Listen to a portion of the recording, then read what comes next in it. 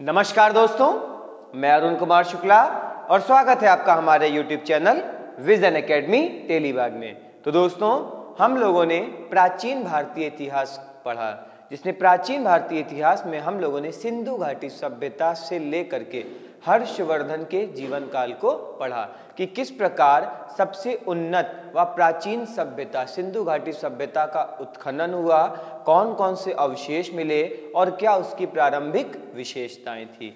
इसके बाद वैदिक सभ्यता के बाद में महाजनपद काल, फिर महात्मा बुद्ध, महावीर स्वामी और इसके बाद मगध के उत्कर्ष के बाद में हम लोगों ने मौर्य साम्राज्य का उदय पढ़ा कि किस प्रकार चंद्रगुप्त मौर्य ने एक विशाल और अखंड भारतीय साम्राज्य की नींव डाली। मौर्य साम्राज्य का पतन हुआ और उसी में एक महान शासक आया जिसका नाम था अशोक, जिसे अशोका द नाम ग्रेट के नाम से जाना जाता है। मौर्य साम्राज्य का पतन हो गया और इसके बाद आया मौर्योत्तर काल, और मौर्योत्तर काल को हम लोगों ने दो भागों में विभाजित किया, जिसमें एक देशी राजवंश थे और दूसरे विदेशी राजवंश थे। इसी प्रकार हम लोग दक्षिण भारत में गए और यहाँ सुदूर दक्षिण में हम लोगों ने आंध्र सातवाहन साम्राज्य को पढ़ा। इसके बाद हमारा गुप्त काल आया, जिसमें गुप्तों का उदय हुआ और गुप्तों के बाद में भारत पर जो साम्राज्य था उसे गुप्तोत्तर साम्राज्य के रूप में या गुप्तोत्तर काल के रूप में पढ़ा गया, जिसमें मुख्य रूप से वर्धन साम्राज्य को पढ़ा जाता है। अपनी अगली वीडियो में, इसके पहले जो वीडियो था उसमें हम लोगों ने पढ़ा मध्यकालीन भारत, और मध्यकालीन भारत में हम लोगों ने चैप्टर नंबर 1 में भारत पर हुए विदेशी आक्रमणों को देखा, अर्थात भारत पर हुए इस्लामिक आक्रमणों को पढ़ा, जिसमें पहला आक्रमण हमने देखा 711-12 में मोहम्मद बिन कासिम का।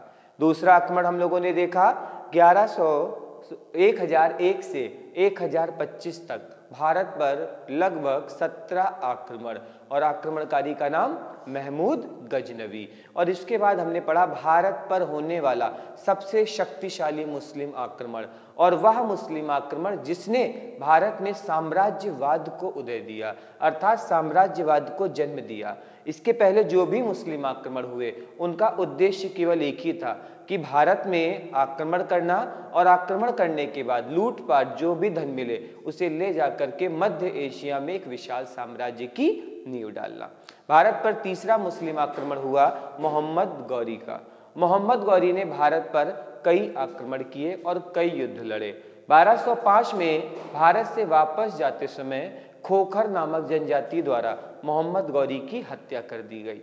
तो मोहम्मद गौरी की हत्या के बाद में भारत पर एक साम्राज्य का उदय हुआ, एक वंश का उदय हुआ जिसे गुलाम वंश के नाम से जाना जाता है, और यहीं पर भारत में इस्लामीकरण की शुरुआत हुई, अर्थात धीरे धीरे मुस्लिमों का वर्चस्व बढ़ने लगा। तो दोस्तों, आज हम लोग पढ़ेंगे गुलाम वंश के बारे में। तो हेडिंग डालते हैं गुलाम वंश, हेडिंग डालते हैं गुलाम वंश। अगर दोस्तों गुलाम वंश को देखा जाए तो गुलाम का अर्थ होता है जो किसी के अधीन रहता हो।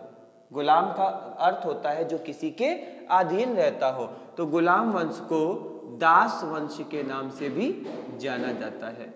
गुलाम वंश को दास वंश के नाम से भी जाना जाता है। अगर इसका टाइम पीरियड देखा जाए तो 1206 एडी से 1290 एडी तक का जो टाइम पीरियड है इसे गुलाम वंशी के नाम से जाना जाता है। 1206 एडी से लेकर 1290 एडी तक का जो टाइम पीरियड है इसे गुलाम वंशी के नाम से जाना जाता है। यहां से दोस्तों देखिए, एक बार क्वेश्चन आ जाता है, कई बार क्वेश्चन पूछ लेता है कि भारत पर पहला मुस्लिम आक्रमण किन्होंने किया। तो भारत पर पहला मुस्लिम आक्रमण जो किया था वो अरबों ने किया था, लेकिन भारत पर पहला जो शासन किया या तुर्कियों ने किया। या किसने किया? तुर्कियों ने किया। तो ध्यान दीजिएगा, जो गुलाम वंश है, दास वंश है, यह किसके द्वारा चल रहा था? तुर्कियों के द्वारा चल रहा था। अगर इसके और नामों को देखा जाए तो इसे ममलूक वंश कहा जाता है, इसे ममलूक वंश कहा जाता है, या इसे दिल्ली का ममलूक सल्तनत कहा जाता है। दिल्ली का ममलूक सल्तनत कहा जाता है। ममलूक का अर्थ होता है ऐसा व्यक्ति जिसके माता पिता ना हो, अर्थात अनाथ हो। तो स्पष्ट है जो गुलाम है इसी का अर्थ क्या हुआ, ममलूक। अब गुलाम वंश के संस्थापक को देखा जाए तो मोहम्मद गौरी की मृत्यु के बाद उसके कई दास थे जो छोटे छोटे साम्राज्यों पर शासन कर रहे थे। तो गुलाम वंश की स्थापना मोहम्मद गौरी के गुलाम ने की, जिसका नाम था कुतुबुद्दीन ऐबक। क्या नाम था, कुतुबुद्दीन ऐबक। और दिल्ली सल्तनत की गद्दी पर बैठने वाला प्रथम मुस्लिम बना कुतुबुद्दीन ऐबक। इसे भारत का प्रथम सुल्तान भी कहा जा सकता है। दिल्ली सल्तनत का या भारत का प्रथम सुल्तान कौन बना, कुतुबुद्दीन ऐबक बना। तो हेडिंग डालते हैं कुतुबुद्दीन ऐबक।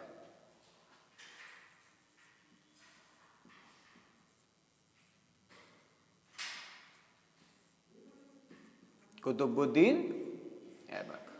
अगर इसके टाइम पीरियड को देखा जाए तो इसका टाइम पीरियड है 1206 एडी से 1210 एडी तक। कहां से कहां तक टाइम पीरियड है, 1206 एडी से 1210 एडी तक, अर्थात 1210 ईस्वी से 1206 ईस्वी से 1210 ईस्वी तक, या 1206 एडी से 1210 एडी तक। अगर कुतुबुद्दीन ऐबक को देखा जाए तो पहला पॉइंट मैंने आपको बताया कि यह मोहम्मद गौरी का गुलाम था, तो यहाँ पे बिल्कुल करेक्ट है, पहला पॉइंट लिख लेंगे मोहम्मद गौरी का गुलाम। कौन था ये, मोहम्मद गौरी का गुलाम। ठीक है, अब देखिए यहां से दोस्तों एक बार क्वेश्चन कई बार पूछ लेता है कि कुतुबुद्दीन ऐबक ने शासन कहां से किया या अपना राज्यारोहण कहां से करवाया। तो ध्यान दीजिएगा, इसने शासन किया लाहौर से और लाहौर में ही अपना राज्यारोहण करवाया था। तो लिख लेंगे शासन लाहौर से, शासन लाहौर से, और यहां ब्रैकेट में लिख लेंगे राज्याभिषेक, अर्थात दिल्ली सल्तनत की नींव डाली गई कुतुबुद्दीन ऐबक के द्वारा और इसने लाहौर में अपना राज्याभिषेक करवाया। कहां करवाया, राज्याभिषेक लाहौर में करवाया। अगर कुतुबुद्दीन ऐबक को देखा जाए तो कुतुबुद्दीन ऐबक एक ऐसा सुल्तान था जिसकी कई उपाधियां थी, इसकी कई उपाधियां थी और अपने प्रारंभिक समय में इसने सुल्तान की उपाधि को धारण नहीं किया। तो अगर इसकी उपाधियों को देखा जाए तो कुतुबुद्दीन ऐबक ने अपने प्रारंभिक समय में स्वयं को सुल्तान नहीं कहा या स्वयं को सुल्तान घोषित नहीं किया दोस्तों। तो इसे कहा जाता है मलिक या सिपह सलाहकार, मलिक या सिपही सलाहकार। क्या कहा गया, मलिक या सिपही सलाहकार।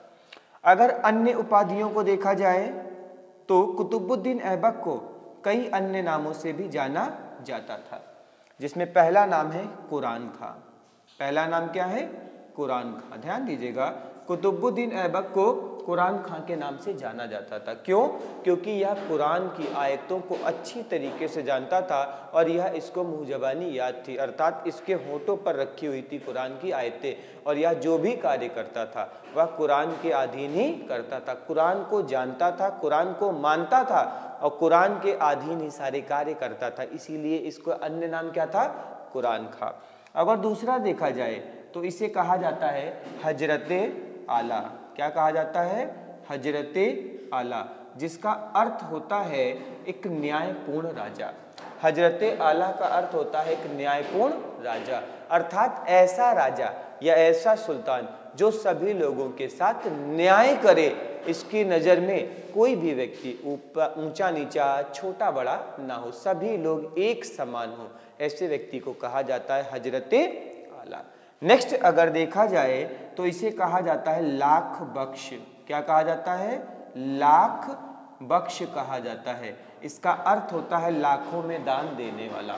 तो कुतुबुद्दीन ऐबक को तीसरा जो नाम है ये क्या हुआ आपका, लाख बख्श, जिसका अर्थ होता है लाखों में दान देने वाला। नेक्स्ट अगर देखा जाए तो एक राइटर है मिन्हास उल सिराज, और मिन्हास उल सिराज ने कुतुबुद्दीन ऐबक को हातिम द्वितीय कहा है। क्या कहा है, हातिम द्वितीय। तो हातिम द्वितीय भी इसका एक अन्य नाम हो गया जो दिया गया है मिन्हास उल सिराज के द्वारा। किसके द्वारा दिया गया है? मिन्हास उल सिराज के द्वारा। किसके द्वारा दिया गया है? मिन्हास उल सिराज के द्वारा। अब अगर कुतुबुद्दीन ऐबक को देखा जाए तो कुतुबुद्दीन ऐबक जो है इसने ना स्वयं के नाम का खुतबा पढ़वाया, अर्थात दिल्ली सल्तनत की गद्दी पर बैठ गया, सुल्तान बन गया, लेकिन इसने स्वयं के नाम का खुतबा नहीं पढ़वाया, ना स्वयं के नाम के सिक्के ढलवाए, ना सुल्तान की उपाधि धारण की। तो लिख लेंगे स्वयं के नाम का खुतबा नहीं पढ़वाया, स्वयं के नाम का खुतबा नहीं पढ़वाया, कॉमा सिक्के नहीं ढलवाए, सिक्के नहीं ढलवाए, अर्थात स्वयं के नाम लिखे हुए सिक्के नहीं डलवाए। लिख लीजिए यहां पर स्वयं के नाम के, स्वयं के नाम के, व सुल्तान की उपाधि नहीं, व सुल्तान की उपाधि धारण नहीं की। ध्यान दीजिएगा, दिल्ली सल्तनत की गद्दी पर बैठने वाला पहला सुल्तान जिसने दिल्ली सल्तनत की नींव डाली, इसने स्वयं सुल्तान की उपाधि धारण नहीं की। नेक्स्ट पॉइंट अगर देखा जाए तो 1208 एडी में, 1208 एडी में मोहम्मद गौरी के भतीजे, 1208 एडी में गौरी के भतीजे, गौरी के भतीजे गयासुद्दीन महमूद ने, गयासुद्दीन महमूद ने इसे सुल्तान घोषित किया, ने इसे सुल्तान घोषित किया, इसे सुल्तान घोषित किया। नेक्स्ट पॉइंट अगर देखा जाए तो 1209 एडी में, 1209 एडी में मोहम्मद गौरी ने गजनी पर आक्रमण किया। 1209 एडी में मोहम्मद गौरी ने गजनी पर आक्रमण किया और 40 दिन तक इसे अपने नियंत्रण में रखा। तो लिख लेंगे 1209 एडी में गजनी पर आक्रमण, 1209 एडी में गजनी पर आक्रमण व 40 दिन अधिकार, कितने दिनों तक अधिकार किया? 40 दिनों तक। नेक्स्ट पॉइंट अगर देखा जाए तो विवाह, अर्थात कुतुबुद्दीन ऐबक ने स्वयं विवाह किससे किया? तो इसने विवाह किया यालदौज की पुत्री से। किससे किया? यालदौज की पुत्री से। विवाह यालदौज की पुत्री से, यालदौज की पुत्री से। नेक्स्ट पॉइंट अगर देखें तो कुतुबुद्दीन ऐबक जो था इसके भी कोई पुत्र नहीं था, कुतुबुद्दीन ऐबक के भी कोई पुत्र नहीं था और इसकी भी एक पुत्री थी। तो इसने अपनी पुत्री का विवाह जो था ये इल्तुतमिश के साथ में करवाया। किसके साथ करवाया? इल्तुतमिश के साथ में करवाया, अर्थात पुत्री का विवाह, स्वयं का विवाह यालदौज की पुत्री से और पुत्री का विवाह इल्तुतमिश से, पुत्री का विवाह इल्तुतमिश से करवाया। किससे करवाया? इल्तुतमिश से करवाया। नेक्स्ट पॉइंट अगर देखा जाए तो कुतुबुद्दीन ऐबक एक महान सुल्तान था, इसमें कोई भी दो राय नहीं है। तो 1210 एडी में, 1210 एडी में चौगान खेलते हुए, अर्थात पोलो खेलते हुए घोड़े से गिरकर इसकी मृत्यु हो गई। तो नेक्स्ट पॉइंट लिख लेंगे 1210 एडी में, 1210 एडी में चौगान, ब्रैकेट में लिखिए पोलो, खेलते समय, पोलो खेलते समय घोड़े से गिरकर मृत्यु, घोड़े से गिरकर मृत्यु, घोड़े से गिरकर मृत्यु। नेक्स्ट अगर पॉइंट देखें तो कुतुबुद्दीन ऐबक जो था इसके साम्राज्य की अगर भाषा को देखा जाए तो इसके साम्राज्य में तुर्की व फारसी भाषा बोली जाती थी। तो लिख लेंगे तुर्की व फारसी भाषा को महत्व दिया, तुर्की व फारसी भाषा को महत्व दिया। अब यहां ध्यान दीजिएगा दोस्तों, 1206 एडी में गद्दी पर बैठा, 1210 एडी में मृत्यु, अर्थात 4 वर्षों तक केवल इसने क्या किया, शासन किया। तो शासन में अगर देखा जाए तो इसकी कुछ पॉलिसी रही होंगी, कुछ इसके उद्देश्य रहे होंगे या इसकी कुछ रणनीतियां रही होंगी। तो अगर इसकी पॉलिसियों को देखा जाए, अर्थात वो कौन कौन सी पॉलिसी थी जिसके आधार पे ये आगे बढ़ रहा था, क्या इसका मानना था, क्या इसका सोचना था। तो कुतुबुद्दीन ऐबक का मानना था कि नए प्रदेशों को जीतने से बेटर है, जीतने से अच्छा है विजित प्रदेशों पर अपना अधिकार बनाया रखा जाए। तो लिख लीजिए, नए प्रदेशों को जीतने की अपेक्षा, नए प्रदेशों को जीतने की अपेक्षा विजित प्रदेशों पर अधिकार बनाए रखना, विजित प्रदेशों पर अधिकार बनाए रखना, विजित या विजित प्रदेशों पर अधिकार बनाए रखना। नेक्स्ट पॉइंट अगर देखा जाए दोस्तों, तो कुतुबुद्दीन ऐबक एक ऐसा सुल्तान था जिसने भारत में पहली मस्जिद का निर्माण करवाया। तो ध्यान दीजिएगा, भारत में पहली मस्जिद का निर्माण किसने करवाया, कुतुबुद्दीन ऐबक ने करवाया। और यह मस्जिद जो है यह नई दिल्ली में स्थित है। कहाँ स्थित है, नई दिल्ली में। तो लिख लेंगे सल्तनत कालीन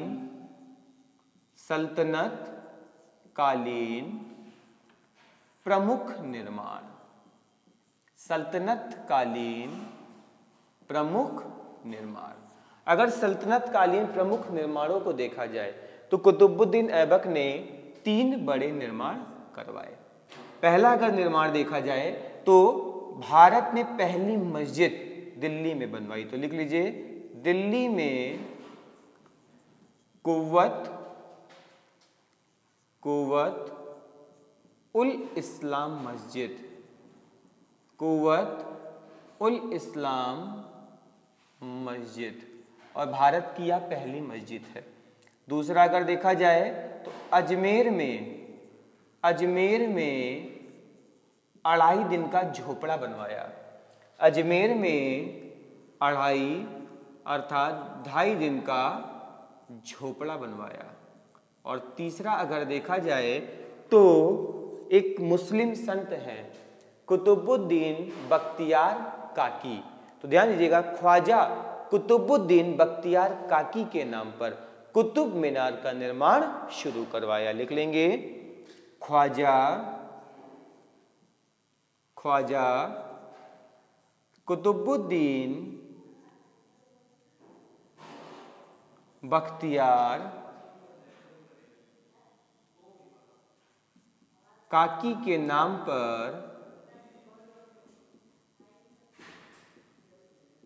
पर कुतुब मीनार का निर्माण शुरू करवाया, कुतुब मीनार का निर्माण शुरू करवाया। ठीक है दोस्तों, ये चीज ध्यान दीजिएगा हमेशा, कुतुब मीनार का निर्माण जो है ये करवाया है शुरू कुतुबुद्दीन ऐबक ने, परंतु इसको पूरा करवाया है इल्तुतमिश ने। नेक्स्ट पॉइंट अगर देखा जाए दोस्तों तो यहीं पर हमारा जो कुतुबुद्दीन ऐबक था ये समाप्त हो गया। इससे जुड़े हुए क्वेश्चनों को भी हम देखेंगे और उन क्वेश्चनों को यहाँ पर डिस्कस भी करेंगे। नेक्स्ट हेडिंग डालते हैं इल्तुतमिश, हेडिंग डालिए इल्तुतमिश।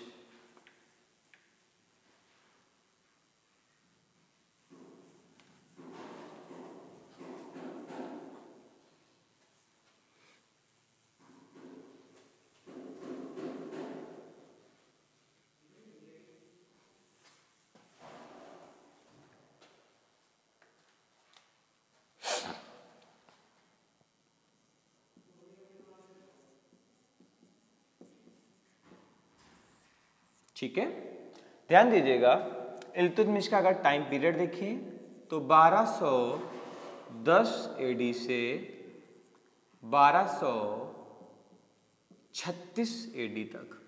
टाइम पीरियड क्या है? 1210 एडी से 1236 एडी तक। नेक्स्ट अगर देखा जाए तो ये भी दिल्ली सल्तनत का ममलूक सुल्तान कहलाता है। दिल्ली सल्तनत का ममलूक सुल्तान, दिल्ली सल्तनत का ममलूक सुल्तान कहलाता है। नेक्स्ट पॉइंट अगर देखा जाए तो ये एक जनजाति का व्यक्ति है और इस जनजाति का नाम है इलबारी जनजाति। तो लिख लेंगे इलबारी जनजाति का, जनजाति का नाम क्या है? इलबारी जनजाति। अब दोस्तों ध्यान दीजिएगा, जो कुतुबुद्दीन ऐबक था इसने अपना राज्याभिषेक करवाया लाहौर में। राज्याभिषेक कहाँ करवाया? लाहौर में, जो देखा जाए वर्तमान समय में पाकिस्तान में स्थित है। तो दिल्ली सल्तनत का जो वास्तविक संस्थापक है ये इल्तुतमिश को कहा जाता है। क्यों? क्योंकि इसने अपना राज्याभिषेक दिल्ली में करवाया। कहाँ करवाया? दिल्ली में। और दिल्ली सल्तनत की जो राजधानी है उसे लाहौर से उठा करके दिल्ली ले आया। तो लिख लेंगे दिल्ली सल्तनत का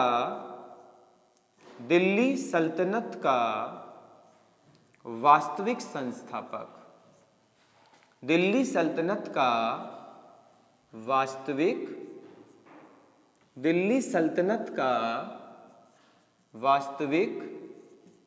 संस्थापक, इसे दिल्ली सल्तनत का वास्तविक संस्थापक कहा जाता है। दोस्तों क्यों कहा जाता है? राजधानी लाहौर से नई दिल्ली, लाहौर से दिल्ली, कहाँ ले आया? लाहौर से दिल्ली ले आया।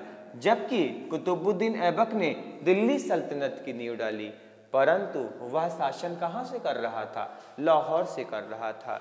किंतु जब इसका दामाद गद्दी पर बैठा जिसका नाम था इल्तुतमिश, इल्तुतमिश अपने साम्राज्य की राजधानी कहाँ पर ले आया? दिल्ली में। अर्थात दिल्ली सल्तनत का वास्तविक संस्थापक जो दिल्ली से शासन कर रहा है इसका नाम क्या था? इल्तुतमिश। नेक्स्ट पॉइंट अगर देखा जाए तो जिस समय कुतुबुद्दीन ऐबक की मृत्यु हुई उस समय जो इल्तुतमिश था या बदायूं का राज्यपाल था, या बदायूं का सूबेदार था, या बदायूं का गवर्नर था। तो लिख लेंगे कुतुबुद्दीन ऐबक के समय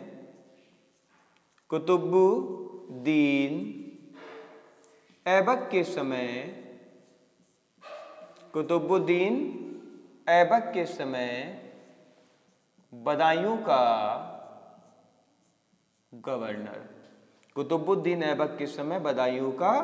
गवर्नर या राज्यपाल कौन था? राज्यपाल था। क्लियर है? नेक्स्ट पॉइंट अगर देखा जाए तो ये इसके बारे में सबसे इंपॉर्टेंट पॉइंट है जो कि है जुड़ा है तराइन के तीसरे युद्ध से। दोस्तों हम लोगों ने तराइन का पहला युद्ध पढ़ा, हम लोगों ने तराइन का दूसरा युद्ध पढ़ा। तराइन का पहला युद्ध हुआ 1191 एडी में। 1191 एडी में पृथ्वीराज चौहान वर्सेस मोहम्मद गौरी, और इस युद्ध में पृथ्वीराज चौहान की जीत हुई और मोहम्मद गौरी की हार हो गई। 1192 तराइन का दूसरा युद्ध, और यह युद्ध लड़ा गया मोहम्मद गौरी वर्सेस पृथ्वीराज चौहान, और इस युद्ध में पृथ्वीराज चौहान की हार हुई और मोहम्मद गौरी की जीत हो गई। दोस्तों तो यहाँ पर ध्यान दीजिएगा, जो तराइन का तीसरा युद्ध है ये इल्तुतमिश ने लड़ा है। तो तराइन का तीसरा युद्ध, ध्यान दीजिएगा, तराइन का तीसरा युद्ध, टाइम पीरियड क्या है इसका? 1215 एडी। तो 1215 एडी में इल्तुतमिश ने तराइन का तीसरा युद्ध लड़ा। अगर इस युद्ध को देखा जाए तो यह युद्ध हुआ किसके बीच में था? तो यालदौज वर्सेस इल्तुतमिश, यालदौज वर्सेस इल्तुतमिश। अगर परिणाम देखा जाए तो क्या हुआ? इल्तुतमिश की विजय। लिख लेंगे इल्तुतमिश विजयी। तो तराइन का पहला युद्ध अगर आपसे पूछेगा तो मोहम्मद गौरी वर्सेस पृथ्वीराज चौहान। तराइन का दूसरा युद्ध अगर देखेंगे तो मोहम्मद गौरी वर्सेस पृथ्वीराज चौहान। परंतु अगर तराइन का तीसरा युद्ध पूछेगा तो हमारा आंसर होगा याल्दौज वर्सेस इल्तुतमिश। नेक्स्ट पॉइंट अगर देखा जाए तो ये पॉइंट भी काफी इंपॉर्टेंट है, काफी क्वेश्चन इससे पूछ लेता है कि दिल्ली सल्तनत का वह पहला सुल्तान जिसने बगदाद के खलीफा से मान्यता ली। ध्यान दीजिएगा, दिल्ली सल्तनत का पहला सुल्तान जिसने बगदाद के खलीफा से मान्यता ली, नाम क्या है? इल्तुतमिश। पूरा नाम क्या है? शमशुद्दीन। क्या नाम है? शमशुद्दीन इल्तुतमिश। तो लिख लेंगे दिल्ली सल्तनत का पहला सुल्तान, दिल्ली सल्तनत का पहला सुल्तान, दिल्ली सल्तनत का पहला सुल्तान जिसने खलीफा की सत्ता स्वीकार की, जिसने खलीफा की सत्ता स्वीकार की। और ये खलीफा बैठते कहां पे थे? बगदाद में। तो लिख लेंगे बगदाद के खलीफा की सत्ता स्वीकार की। नेक्स्ट पॉइंट अगर दोस्तों देखा जाए तो इल्तुतमिश ने एक कार्य और किया। इल्तुतमिश ने जो साम्राज्य में जो उथल पुथल मची हुई थी, अर्थात जब आपने देखा कि एक शासक की मृत्यु होती है और दूसरा शासक गद्दी पर बैठता है तो साम्राज्य पूरी तरीके से छिन्न भिन्न हो जाता है। तो साम्राज्य को स्थिर करने के लिए इल्तुतमिश ने एक चालीसा का गठन किया। किसका गठन किया? चालीसा का गठन किया, जिसे तुर्कान ए चहलगामी कहा जाता है। तो ध्यान दीजिएगा, नेक्स्ट पॉइंट क्या लिखेंगे? चालीसा का गठन, चालीसा का गठन, चालीसा का गठन। क्या कहा गया है इसको? तुर्कान ए चहलगामी, तुर्कान ए चहलगामी। अगर इस चालीसा को देखा जाए तो ये चालीसा संख्या का पूरक नहीं है, शक्ति का पूरक है। किसका पूरक है? संख्या का पूरक नहीं है, शक्ति का पूरक है। और चालीसा इसके सबसे शक्तिशाली 40 सरदारों का एक गुट है। लिख लेंगे 40 सरदारों का, 40 सरदारों का एक गुट, जो संख्या का नहीं, जो संख्या का नहीं, शक्ति का पूरक, जो संख्या का नहीं, शक्ति का पूरक। नेक्स्ट पॉइंट अगर देखा जाए तो इल्तुतमिश के समय एक बड़ा मंगोल शासक भारत की ओर आया। इसका नाम था चंगेज खां। तो ध्यान दीजिएगा, नेक्स्ट पॉइंट अगर देखा जाए तो लिख लीजिए चंगेज खां के आक्रमण से, चंगेज खां के आक्रमण से भारत को बचाया। चंगेज खां के आक्रमण से भारत को बचाया।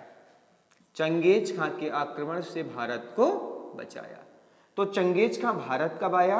1220 एडी से 1221 एडी के मध्य। ये टाइम पीरियड था जब चंगेज खां भारत पर आया। तो आया क्यों, इसके कारण को देखा जाए अगर तो ध्यान दीजिए, अगर हम भारत की सीमाओं को देखें तो ये भारत की एक नॉर्थ वेस्ट सीमा है जिसे उत्तर पश्चिमी सीमा कहा जाता है। चंगेज खां की पुत्री थी और उसकी पुत्री से मकबरनी को प्यार हो गया, जो ख्वाजिम शाह का पुत्र था। जब मकबरनी को प्यार हो गया और इस बात का पता लगा चंगेज खां को, तो चंगेज खां इसकी मृत्यु का प्यासा हो गया और इसको मारने के लिए दौड़ा। जब इसे मारने के लिए चंगेज खां आया तो यह भारत की ओर आने लगा, और जब यह भारत की ओर आने लगा तो पहले से ही दूत ने आकर खबर दे दी कि चंगेज खां भारत की ओर मकबरनी का पीछा करता हुआ आ रहा है, जो कि ख्वाजिम शाह का पुत्र है। तो इल्तुतमिश ने मकबरनी को भारत में प्रवेश करने से रोक दिया, अर्थात नॉर्थ वेस्ट सीमा पर इसने रोक दिया मकबरनी को प्रवेश करने से, और चंगेज खां आया और मकबरनी को लेकर के चला गया। तो ध्यान दीजिए, इस प्रकार भारत की रक्षा किया चंगेज खान जैसे एक शक्तिशाली मंगोल आक्रमणकारी से। किसने? इल्तुतमिश ने। और इतिहास कहता है कि यह इल्तुतमिश के जीवन की सबसे बड़ी उपलब्धि थी। अगर चंगेज खान भारत आ जाता तो हो सकता है भारत का इतिहास पलट जाता, भारत की जो सल्तनत है वो पलट जाती और आज का जो भारत है या भारत कोई और होता, क्योंकि चंगेज खान भारत नहीं, मुस्लिम नहीं, दुनिया के एक शक्तिशाली शासकों में जाना जाता है, जिसका साम्राज्य दुनिया का सबसे बड़ा साम्राज्य कहलाता है। और चंगेज खान, ध्यान दीजिएगा, 1228 एडी में भारत से वापस चला गया। तो लिख लेंगे 1228 एडी में भारत से वापस चला गया। नेक्स्ट ध्यान दीजिएगा, इल्तुतमिश ने एक महान कार्य करवाया जिसका अर्थ था इक्ता व्यवस्था की शुरुआत। क्या कार्य नाम था इसका? इक्ता व्यवस्था की शुरुआत। तो इक्ता क्या है? एक प्रश्न आया हमारे सामने कि यह इक्ता क्या है। तो इक्ता का अर्थ होता है किसी को नगद वेतन देने की बजाय, किसी को नगद वेतन देने की बजाय भूमि का एक भाग स्थानांतरित कर देना या हस्तांतरित कर देना, यही क्या कहलाता है? इक्ता व्यवस्था कहलाता है आपको। और ध्यान दीजिएगा, प्रत्येक इक्ते पर एक इक्तेदार की नियुक्ति की जो समय समय पर राजा को सैन्य व सहायता, कैसी सहायता? राजनीतिक सहायता प्रदान कराता था। तो लिख लेंगे नेक्स्ट पॉइंट, इक्ता व्यवस्था की शुरुआत। इक्ता व्यवस्था की शुरुआत, इक्ता व्यवस्था की शुरुआत। सॉरी दोस्तों, इक्ता का अर्थ मैंने क्या बताया? किसी को नगद वेतन न देकर, किसी को नगद वेतन न देकर कृषि योग्य भूमि देना,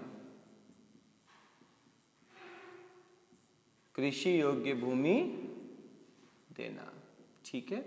और ध्यान दीजिएगा, प्रत्येक इक्ता पर एक इक्तेदार होता था, प्रत्येक इक्ता पर एक इक्तेदार होता था जिसका कार्य क्या था? शासक को कानूनी व सैनिक सहायता प्रदान करना। लिख लीजिए, कानूनी व सैनिक सहायता प्रदान करना।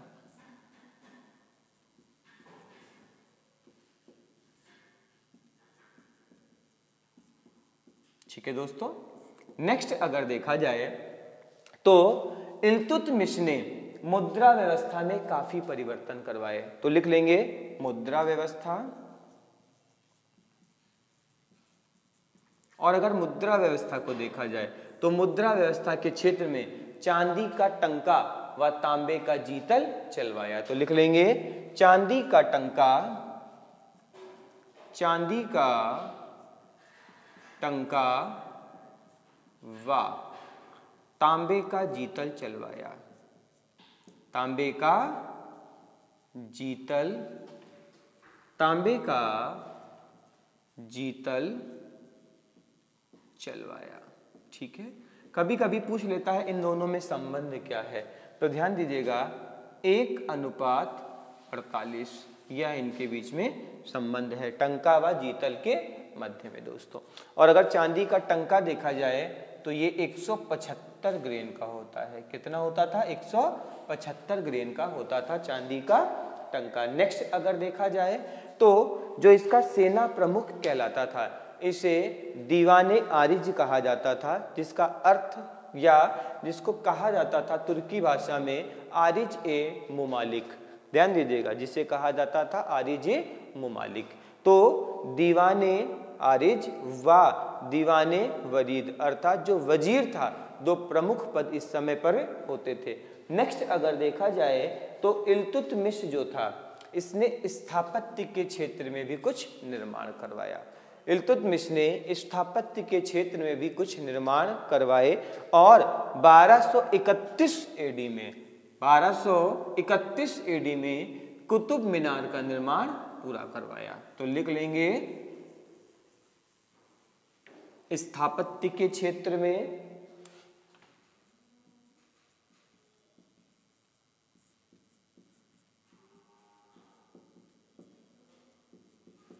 ठीक है।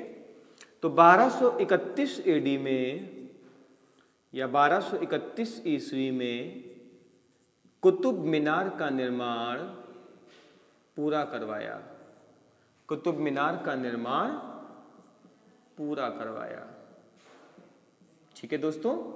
नेक्स्ट पॉइंट अगर देखा जाए तो जैसे भारत में पहली मस्जिद जो है वो कुव्वतुल इस्लाम है और इसका निर्माण करवाया कुतुबुद्दीन ऐबक ने, उसी प्रकार भारत का जो पहला मकबरा है यह सुल्तानगढ़ी का मकबरा है और इसका निर्माण करवाया इल्तुतमिश ने, जिसे स्वयं का मकबरा है या इसका यह स्वयं का मकबरा है। किसका? इल्तुतमिश का। लिख लेंगे सुल्तानगढ़ी का मकबरा बनवाया। सुल्तानगढ़ी का मकबरा बनवाया और यहाँ पे लिख लीजिए स्वयं का मकबरा। तो ध्यान दीजिएगा, भारत की पहली मस्जिद कही जाती है कुव्वत उल इस्लाम को और भारत का जो पहला मकबरा है इसका नाम है सुल्तानगढ़ी का मकबरा। इसके अतिरिक्त जो अजमेर में कुतुबुद्दीन ऐबक ने 2.5 दिन का झोपड़ा बनवाया था, तो 2.5 दिन के झोपड़े में 7 मेहराबें लगवाई। 7 मेहराबें लगवाई। 7 मेहराबें लगवाई। ठीक है दोस्तों, ध्यान दीजिएगा, इल्तुतमिश के जो उत्तराधिकारी थे यह अयोग्य थे, यह नालायक थे और जब उत्तराधिकारी नालायक था तो इल्तुतमिश ने अपना उत्तराधिकारी रजिया सुल्तान को उद्घोषित किया और रजिया सुल्तान दिल्ली सल्तनत की यह भारत की गद्दी पर बैठने वाली पहली व अंतिम मुस्लिम सुल्तान थी। तो दोस्तों, अगर आपको आज का वीडियो अच्छा लगा हो तो कृपया वीडियो को लाइक करें, चैनल को सब्सक्राइब करें और अधिक से अधिक दोस्तों के मध्य में शेयर करें। हमारे साथ जुड़े रहें, आपको इसके आगे भी लगातार वीडियो मिलता रहेगा। धन्यवाद।